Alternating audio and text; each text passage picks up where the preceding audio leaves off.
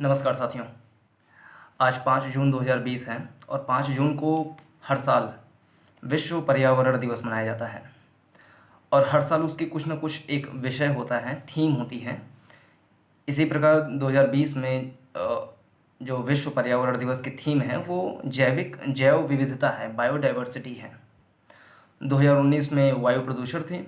और ऐसे ही हर साल एक नया थीम लिया जाता है, एक नया विषय लिया जाता है और उसके तहत अ, पूरे दुनिया भर में विश्व पर्यावरण दिवस मनाया जाता है। इंटरनेशनल या कहें कि वर्ल्ड एनवायरनमेंट डे मनाया जाता है। इसकी शुरुआत 1972 में स्टॉकहोम, जो स्वीडन की राजधानी है यूरोप में, स्टॉकहोम, वहाँ पर एक बैठक हुई थी संयुक्त राष्ट्र महासभा की। और उस समय उसका विषय था मानव पर्यावरण। मानव पर्यावरण नामक विषय पर बैठक हुई थी। दुनिया भर के देश उसमें आए थे, बैठक में हिस्सा लिए थे। और वो प्रकृति या कहें कि पर्यावरण के संरक्षण के लिए एक गोष्ठी बनाए। वो उन लोगों का विचार था कि प्रतिवर्ष कुछ ऐसा एक दिवस बनाया जाए जिसमें कि पर्यावरण दिवस के रूप में उसको मनाया जाए और पूरी दुनिया को, दुनिया के विभिन्न देशों को राजनीतिक रूप से, सामाजिक रूप से उनके अंदर चेतना डाला जाए कि हम पर्यावरण का संरक्षण, संवर्धन कैसे करें।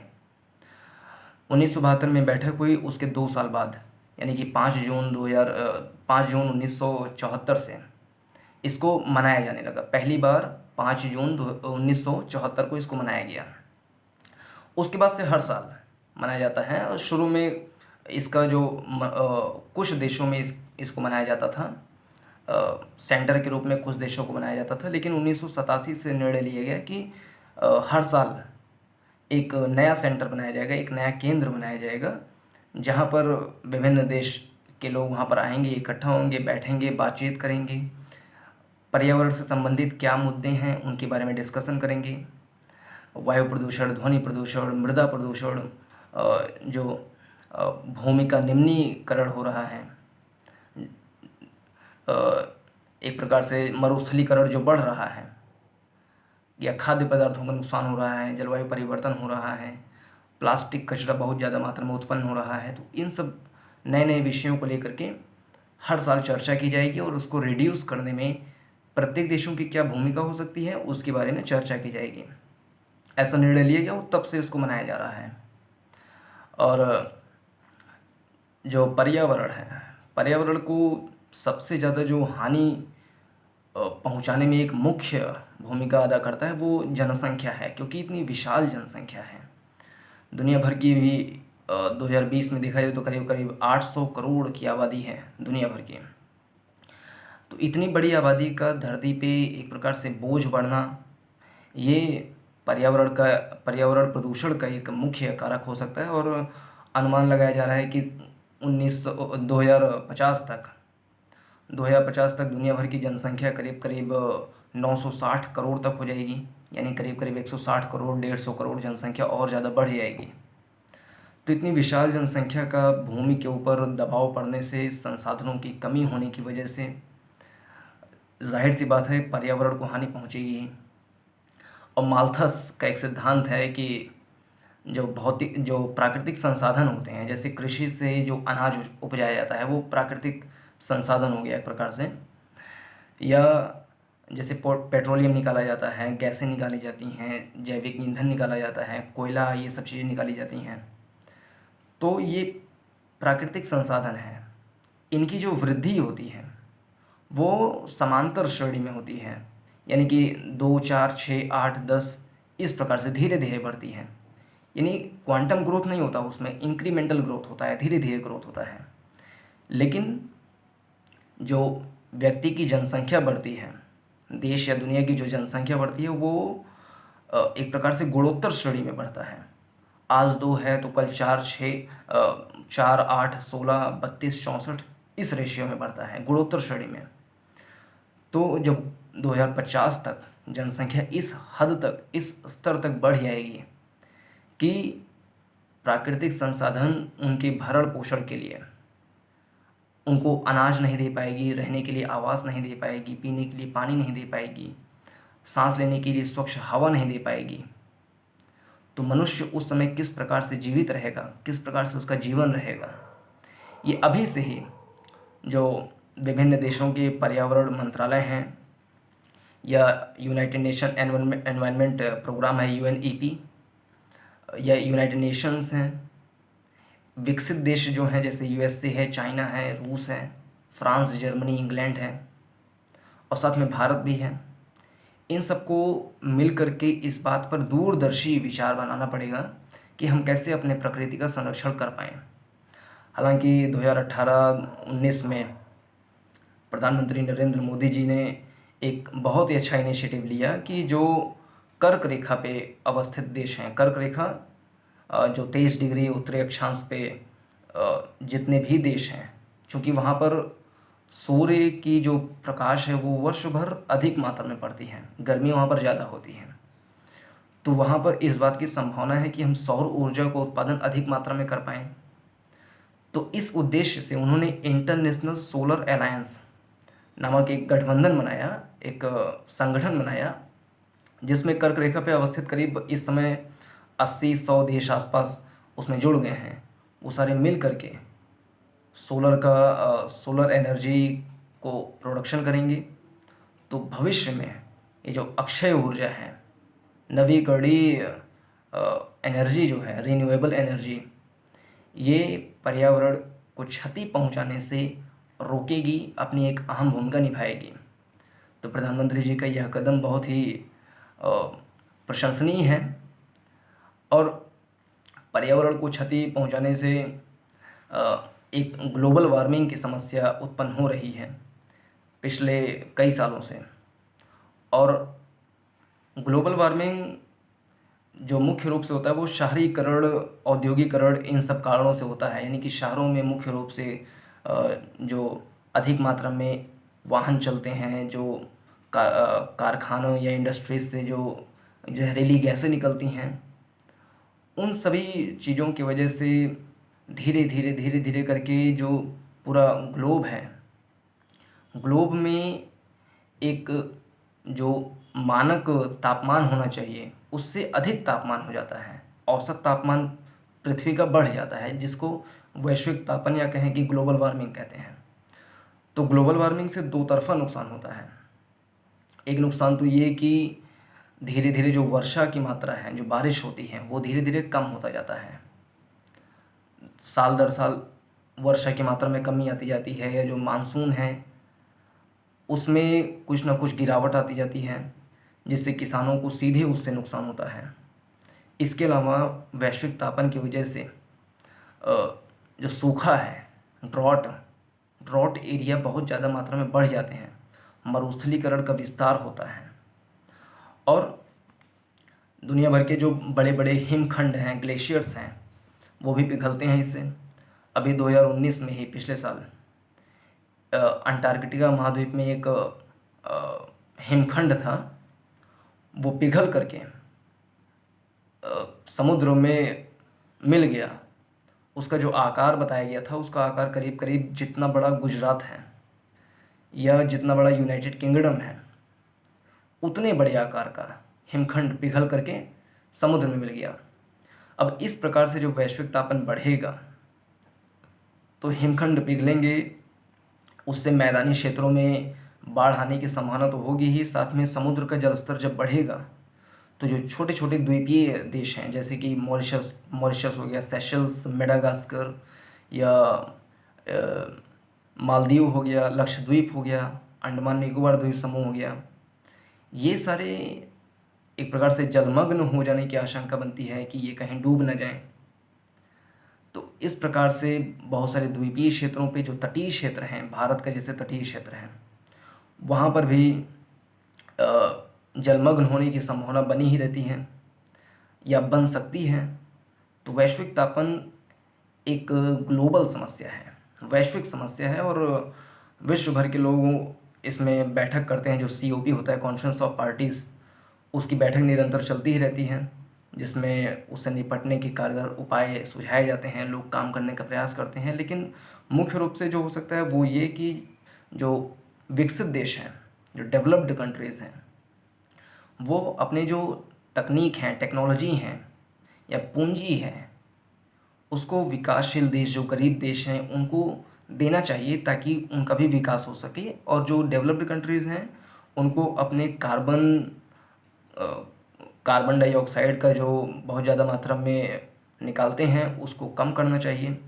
तो दो प्रकार से प्रयास करना चाहिए। तो विकसित देश कार्बन डाइऑक्साइड की मात्रा कम करें, दूसरा वो अपनी टेक्नोलॉजी को, पूंजी को, जो गरीब देश हैं उनको स्थानांतरित करें ताकि उनका भी समावेशी विकास हो सके, वो पिछड़े ना रह जाएं, उनका भी विकास बराबर चलता रहे।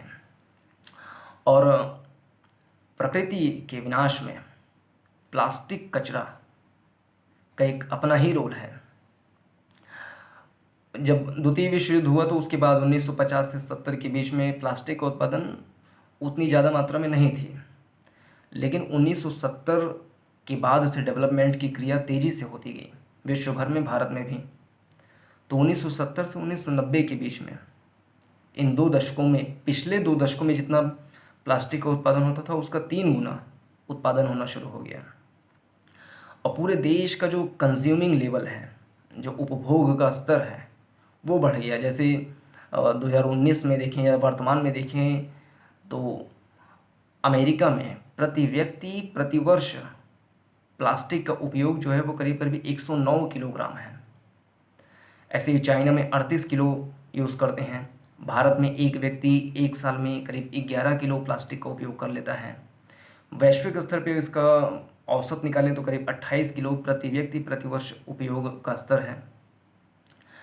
लेकिन जैसे अमेरिका है तो वहाँ पर 109 किलो, यानी 100 किलो से ज़्यादा प्लास्टिक का उपयोग एक साल में कर लेते हैं एक आदमी। लेकिन उनका क्षेत्रफल जो है, एरिया, वो बहुत बड़ा है। जैसे भारत जैसा 2-2.5 देश अमेरिका में समा सकता है। चाइना है तो वहाँ पे प्रति व्यक्ति 38 किलो यूज़ कर रहे हैं, तो भारत जैसा देश चाइना में कम से कम 1.5-2 भारत उसमें समा सकता है। तो ये लोग बड़े देश हैं, एरिया वाइज बड़े देश हैं। लेकिन भारत एरिया वाइज उनसे 2 गुना 2.5 गुना छोटा देश है, और वो 11 किलो भले ही यूज़ कर रहा है प्रति व्यक्ति प्रति वर्ष, जो कि वैश्विक औसत और जो विकसित देश हैं उनके मुकाबले बहुत ही ज़्यादा कम है, 10 गुना कम है। लेकिन जनसंख्या उनसे 3 गुना 4 गुना अधिक होने के कारण, जैसे अमेरिका से वहाँ की जनसंख्या 35 करोड़ के आसपास है, वहाँ से करीब हम 4 गुना ज़्यादा जनसंख्या भारत की है। तो हम 11 किलो भी यूज़ करेंगे तो एक भारी मात्रा में प्लास्टिक का कंज्यूम कर लेते हैं। तो उससे पर्यावरण को नुकसान होता है, क्योंकि प्लास्टिक का बोतल जो होता है, प्लास्टिक जो पतली पॉलीथीन होते हैं, बहुत कम माइक्रोन के पॉलीथीन, वो गलते नहीं हैं, साल दर साल मिट्टी में पड़ा रहता है। उसमें विभिन्न प्रकार की जहरीली गैसें भी निकलती हैं। जब उसको जलाया जाता है तो उससे कार्बन मोनोऑक्साइड निकलता है, जिससे भी वायु प्रदूषण सीधे सीधे होता है। और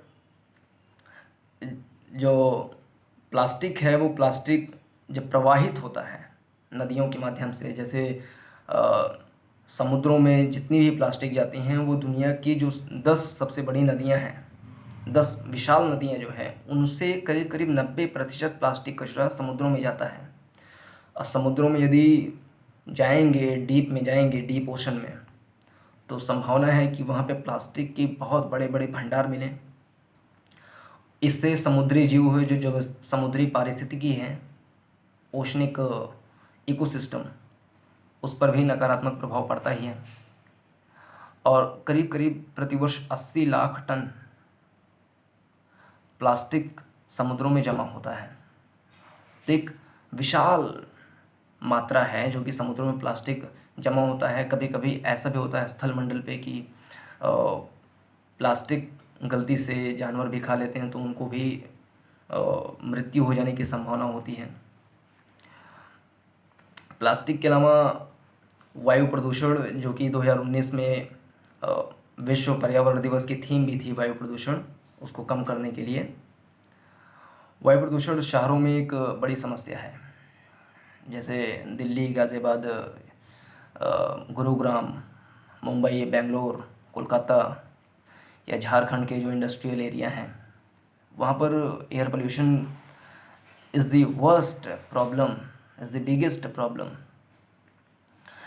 और धान की या गेहूं की कटाई होती है तो उसके पराली का भी जलाना, जैसे पाकिस्तान में या पश्चिमी उत्तर प्रदेश में पंजाब में, हरियाणा में पराली जलाई जाती है तो उसका अधिक मात्रा में जो गैस होते हैं वो दिल्ली के ऊपर भी छा जाते हैं, जिससे स्मोग बन जाता है। स्मॉग स्मॉग बनने से एक घुटन, एक अंधेरापन, अंधकार जैसा माहौल हो जाता है और सांस लेने में समस्या होती है, जिससे दमा रोग या श्वसन, रेस्पिरेटरी सिस्टम में जो रोग हो सकते हैं उसकी संभावना बढ़ जाती है। इसका जो बढ़िया उपाय हो सकता है वो ये कि the more we can plant the trees, जिससे कि वो कार्बन सिंक के रूप में काम करें, उसको सोखें, उसका एब्जॉर्व करें अधिक मात्रा में, जिससे कि कार्बन का एक प्रकार से संशोषण हो सके, उसको शोषित किया जा सके और उसके दुष्प्रभाव को कम किया जा सके। जल प्रदूषण भी एक बड़ा कारण है। जल प्रदूषण में तो प्लास्टिक कचरे की वजह से जल प्रदूषण होता ही है। इसके अलावा जो बड़े बड़े उद्योग हैं, इंडस्ट्रीज़ हैं, that also plays a big role to pollute the water. हालांकि सरकार ने इस पे काम किया है, नमामि गंगे इत्यादि के माध्यम से गंगा को, यमुना को स्वच्छ करने का काम किया गया है। दिल्ली की केजरीवाल सरकार ने भी यमुना नदी को स्वच्छ करने के लिए खुदाई या कहें कि एक लंबे हरित पट्टी के रूप में काम करने का भी काम किया है, जिससे कि कार्बन को सोखने के लिए और एक अच्छे पीसफुल एनवायरनमेंट क्रिएट करने के लिए दिल्ली सरकार ने भी काम किया है। शहरों में ध्वनि प्रदूषण भी एक मुख्य समस्या है।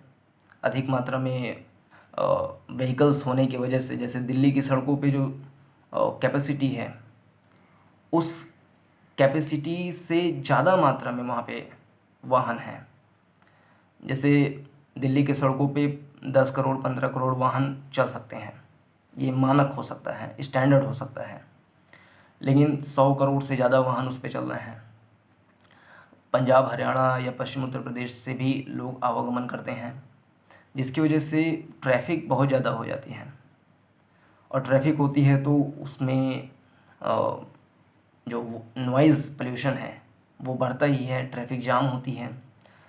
तो इस पर एक मिल करके प्लान बनाने की ज़रूरत है कि कैसे हम ट्रैफिक सिस्टम को डिज़ाइन करें कि जाम कम से कम लगे, नॉइज़ पोल्यूशन कम से कम हो, क्योंकि इससे भी शरीर पे दुष्प्रभाव पड़ता है। जो साइकोलॉजिकल समस्याएं आती हैं, हृदयाघात की समस्या बढ़ सकती है। तो नॉइज़ पोल्यूशन को कम किया जाना चाहिए। भूमि प्रदूषण, प्लास्टिक के कारण से भूमि प्रदूषण भी होता है। किसान जब अधिक मात्रा में उर्वरक का प्रयोग करते हैं, पेस्टिसाइड्स का उपयोग करते हैं, तो उससे भी भूमि प्रदूषण बढ़ती है। तो कैसे हम जैविक खाद की ओर बढ़ सकते हैं, इससे हम सिक्किम से सीख सकते हैं। जैसे वो 2017-18 में ही अपने आप को पूरी तरीके से जैविक कृषि के ऊपर स्थानांतरित कर लिया, यानी कि दुनिया का वो सबसे पहला स्टेट ऐसा बन गया है जहाँ पे जैविक कृषि की जाती है पूरी तरीके से। तो हम कैसे zero farming, zero budget farming कर सकते हैं, जैविक कृषि की ओर बढ़ सकते हैं, तो इस पर भी विचार किया जा सकता है। इसके अनेक उपाय हो सकते हैं। भारत में ऐतिहासिक रूप से भी देखा जाए तो भारत के लोगों का प्रकृति के प्रति एक गहरा जुड़ाव रहता है। गाँव में अभी भी नीम के वृक्षों का लोग पूजन करते हैं, उनको जलार्पण करते हैं। और रात में यदि महिलाएं तुलसी की पत्ती तोड़ती हैं तो उसके पहले चुटकी बजाती हैं कि तुलसी माता सो रही होंगी, तो उनको जगा दें, उसके बाद तुलसी की पत्ती तोड़ें। तो इतना गहरा लगाव प्रकृति से गाँव में रहता है, ये चीज़ देखा जा सकता है स्पष्ट रूप से। शहरों में शायद इसका थोड़ा सा अभाव हो, और जिसके कारण उनके ऊपर दुष्प्रभाव भी पड़ता है। शहरों में दो प्रकार का माहौल है, एक तो घर के अंदर का, एक घर के बाहर का। घर के अंदर का माहौल ठंडा ठंडा कूल कूल रहता है, और घर के बाहर का माहौल गर्म रहता है, बहुत ज़्यादा मात्रा में गर्मी होती है। और 2020 में भी रिकॉर्ड तोड़ गर्मी हो रही है। लोग अब कूलर में भर भर के पानी डालेंगे, नहाएंगे, 20-20 बाल्टी 10-10 बाल्टी पानी फेंकेंगे ऐसे ही। हम अपने शरीर को थोड़ा सा तृप्त करने के लिए प्रकृति के संसाधनों का इतना अधिक मात्रा में अंधाधुंध दोहन करते हैं, जिसका नुकसान हमें ही बाद में भुगतना पड़ता है। महात्मा गांधी जी ने कहा था कि प्रकृति हर व्यक्ति की आवश्यकताओं को पूरा कर सकती है, उसके पास कमी नहीं है, प्रत्येक व्यक्ति का पेट भर सकती है, लेकिन वो किसी एक व्यक्ति का भी लालच नहीं पूरा कर सकती है। प्रकृति लोगों का पेट भर सकती है, लेकिन उसका पेट ही नहीं भर सकती, उसके लालच को कभी पूरा नहीं कर पाएगी। और प्रत्येक व्यक्ति, विद्यार्थी, छोटे बच्चे और उनके गार्जियन को इस बात पर फोकस करने की आवश्यकता है कि किसी भी प्रकार से जल का दुरुपयोग ना हो पाए। जल को इस तरीके से बहाया जाता है कि जैसे बिल्कुल उसमें संवेदनशीलता वाला बात ही नहीं होती है। यानी कि फ्री का है, नहा रहे हैं, कोई दिक्कत नहीं है, उसी का जब पैसा चुकाना पड़ता है तो हालत ख़राब हो जाती है। तो जल को बचाने के लिए प्रत्येक लोगों को अपनी ओर से प्रयास करना चाहिए। संविधान में मूल रूप से पर्यावरण संरक्षण के बारे में बहुत ज़्यादा विस्तार में बातें नहीं कही गई थी। 1972 में जब स्टॉकहोम का सम्मेलन हुआ तो इंदिरा गांधी जी की सरकार थी भारत में। उन्होंने निर्णय लिया कि हम संविधान में कुछ ऐसे क्लॉज जोड़ेंगे जो पर्यावरण संरक्षण से संबंधित हों। 1976 में संविधान का जो नीति निदेशक तत्व हैं उसमें अनुच्छेद 48 में पहले से ये चीज़ लिखा हुआ था कि स्टेट, राज्य जो वाहक पशु हैं, जो दुधारू पशु हैं, उनको उनके नस्ल को सुधारने का काम करेंगे।